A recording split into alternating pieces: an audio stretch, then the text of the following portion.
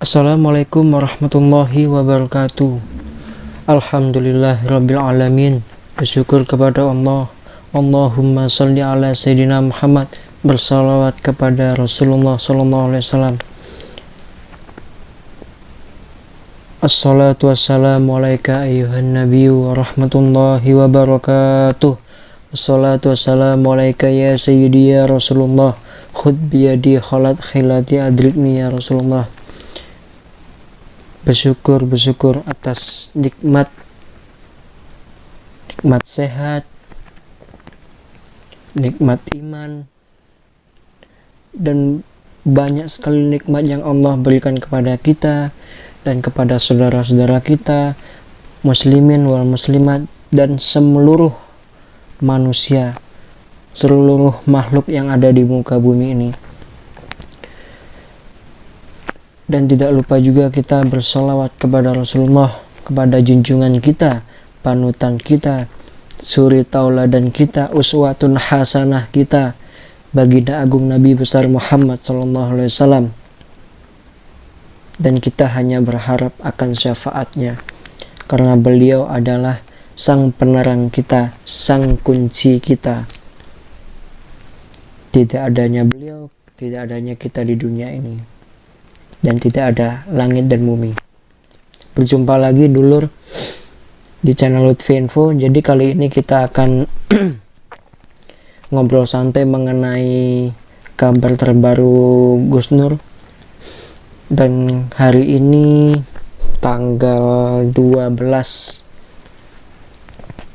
Februari 2021. Alhamdulillah kabarnya Gus Nur sehat walafiat. Yang penting doanya dari dulur-dulur atau siapapun itu yang satu hirah, satu resonansi bersama Gus Nur dan ulama-ulama yang lainnya. Kita doakan Gus Nur dan ulama-ulama lainnya dalam lindungannya Allah, dalam syafaatnya Rasulullah, dalam pandangannya Allah, dalam pandangannya Rasulullah, agar Allah lindungilah lahiriah wa batiniah. Amin ya rabbal alamin.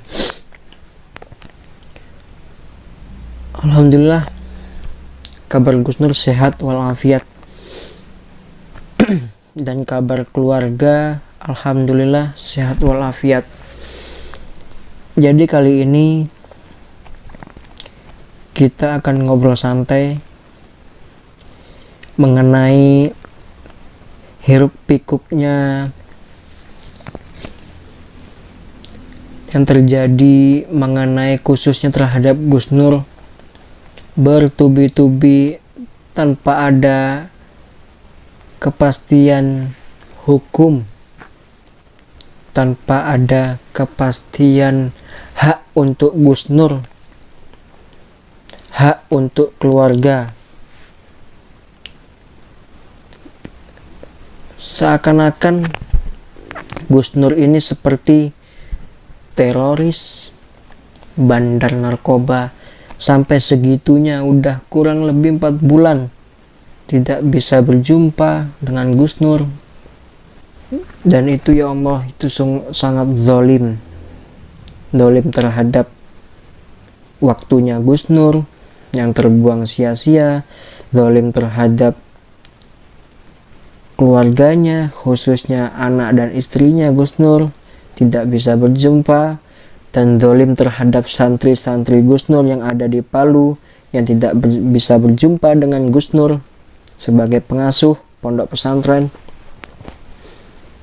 Intinya entah habis kata kita nih. Kita juga manusia yang lemah, hamba yang lemah, tidak bisa apa-apa, hanya bisa berharap kepada Allah, hanya bisa kita serahkan semua.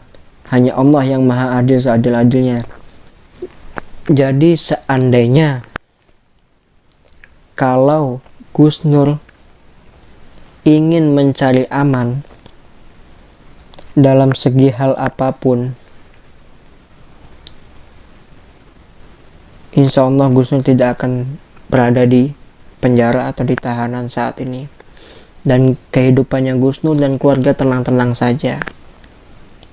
Tapi ini bukan masalah cari aman atau cari apapun, atau cari panggung, atau cari jabatan. Tidak, ini mengenai ghairah. Karena Gus Nur langsung berjumpa dengan masyarakat yang di bawah ini. Kadang mengadukan keluh kesahnya terhadap Gus Nur, mengadu keluh kesahnya, ya bisa dibilang pribadinya. Coba dilihat video yang sebelumnya di Munjat Channel, waktu Gus Nur ngaji Segoro yang terakhir sebelum ditangkap itu. Ada seorang bapak Gojek, dan itu jauh-jauh dari Bangil, Pasuruan. Dan alhamdulillahnya Gus Nur berapa hari kemudian langsung berangkat ke rumah bapak itu, dan alhamdulillahnya berjumpa dengan bapak itu, yaitu itu yang dinamakan NKRI harga mati. Mana yang bersorak-sorak NKRI harga mati, kami Pancasila. Tidak usah dibilang atau tidak usah diteriak-teriakan, gak usah disebut-sebut. Itu langsung dari hati, perasaan kita, hak manusia kita sesama manusia, saling tolong menolong. Apapun agamanya, wajib kita tolong menolong. Tapi mengenai agama, lakum dinukum waliyadin. Dan rutinitas Gus Nur itu infak beras setiap 1 minggu sekali, tepatnya hari Jumat, kurang lebih 100 beras. Dan itu dibagikan ke panti-panti asuhan atau di jalan-jalan yang khususnya orang yang sangat membutuhkan. Dan alhamdulillahnya lagi, walaupun Gus Nur ditahan, tapi rutinitas Gus Nur tetap berjalan. Itulah luar biasanya. Gitu. Gus Nur tidak ada kebencian kepada siapapun.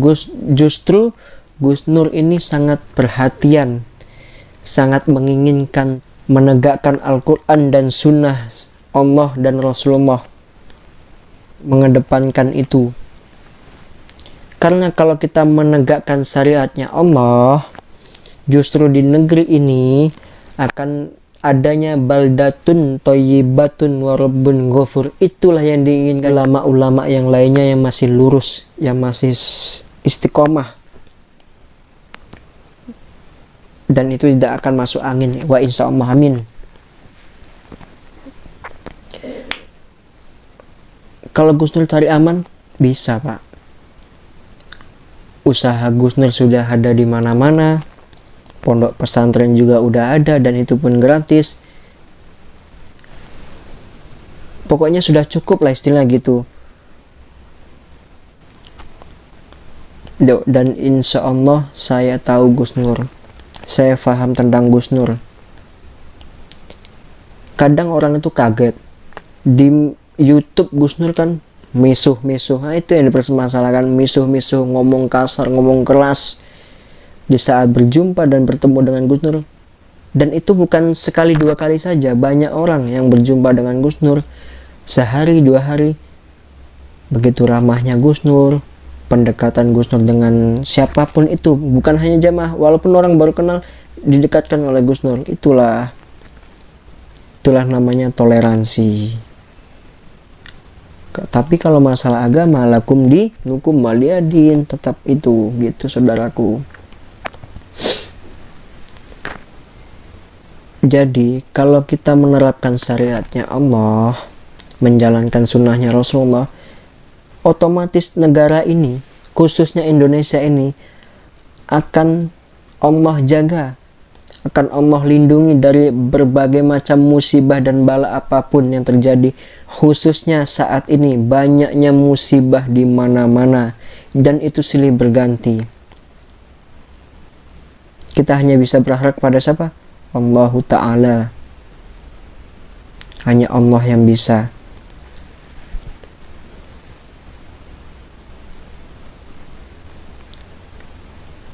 Dan berbagai macam musibah yang terjadi silih berganti. Wallahu a'lam, sampai kapan ini kita tidak tahu. Gus Nur kalau cari aman itu bisa Pak. Bisa, Bu. Siapa dulur semuanya. Gus Nur kalau cari aman bisa, tapi itu menyangkut ghirah kepentingan semua. Kita lahir di Indonesia, kita besar di Indonesia, dan kita ingin menikmati apa yang ada di Indonesia ini.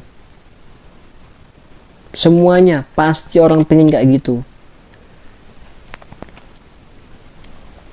Gus Nur berapa kali ditawari jabatan, ditawari uang, ditawarin apalah dan lain-lain itu.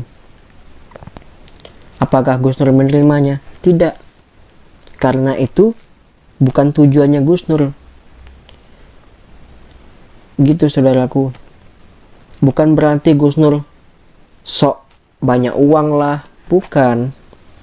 Ini menyangkut hati dan perasaan. Jangan sampai mengotori niat kita, khususnya niatnya Gus Nur.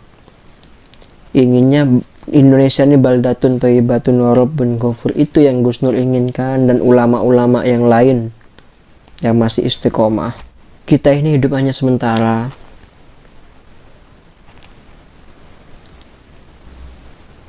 Dan Gus Nur ini kan dulu sebelum jauh, Gus Nur itu kan dakwah kubur di mana-mana, tapi terpanggilnya ghirah. Ya itulah apa adanya Gus Nur. Jangan menilai seseorang itu dari apa yang nampak di permukaan, saudaraku. Nilailah orang dari sikap dan akhlak dan perilakunya, khususnya kepada imannya, dari tutur cara bicaranya. Kita misuh, kita ngomong kasar, itu apa tujuannya dan apa maksudnya? Kita ngomong kasar, kita ngomong misuh, bisa jadi itu kan di lahir aja, di batinnya kan enggak. Gitu saudaraku. Dan banyaknya channel-channel YouTube yang menghujat Gus Nur dan sampai menghina Gus Nur, memfitnah Gus Nur, yang aneh-aneh itulah. Saya malas menyebutnya. Gus Nur orangnya nggak baperan, sedikit-sedikit lapor enggak. Gus Nur nggak baperan orangnya. Kalau Gus Nur tanggapannya gampang, hanya 3. 1, Gus Nur tidak mau mengotori niatnya, mengotori maksud dan tujuannya. Tujuan saya bukan ini untuk melaporkan ini. Bisa jadi karena mereka taklid buta, bisa jadi karena mereka buzzer atau cebong-cebong itulah. Kedua, yang ketiga karena Gus Nur selalu memikirkan santri dan umat. Tidak sempat Gus Nur ngurusin kayak gitulah istilahnya. Biarlah, karena mereka tidak tahu, ketidaktahuannya mereka, karena mereka korban video-video potongan dari akun-akun yang menghujat habis-habisan Gus Nur.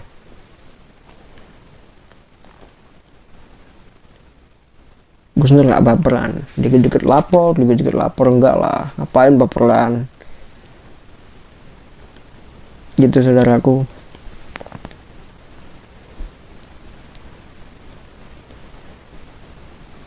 Pesan saya, mudah-mudahan siapapun yang berkuasa saat ini, siapapun yang memegang jabatan atau wewenang kekuasaan di saat ini, saya berharap agar tegaknya keadilan, yang salah dibilang salah, yang benar dibilang benar. Tegakkan keadilan. Kalau memang itu tidak terbukti bersalah, lepaskanlah. Jangan terus mencari kesalahannya. Otomatis kalau kalian mencari kesalahannya terus dicari, kalian sangat menzolimi waktu, dan otomatis kalian menzolimi waktu yang terbuang sia-sia.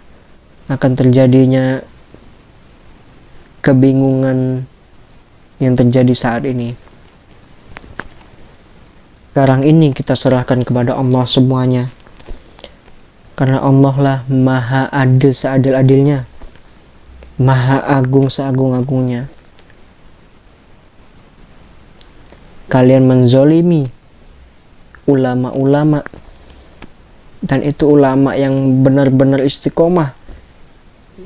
Ingat, hidup hanya sementara. Jabatan dan tahta kita hanya sementara, hanya titipan saja di dunia ini. Kelak semua akan dimintai pertanggungjawaban apa yang kita perbuat yang di dunia ini. Apa yang kita lakukan di dunia ini akan diberi pertanggungjawaban kelak. Ingat, siapapun itu. Cukup sekian dari saya. Kurang lebihnya minta maaf karena hamba makhluk yang lemah, makhluk yang tidak bisa apa-apa. Hanya Allah yang menggerakkan sesuatu apa yang ingin digerakkannya. Ilal liqa fi amalillah. Assalamualaikum warahmatullahi wabarakatuh.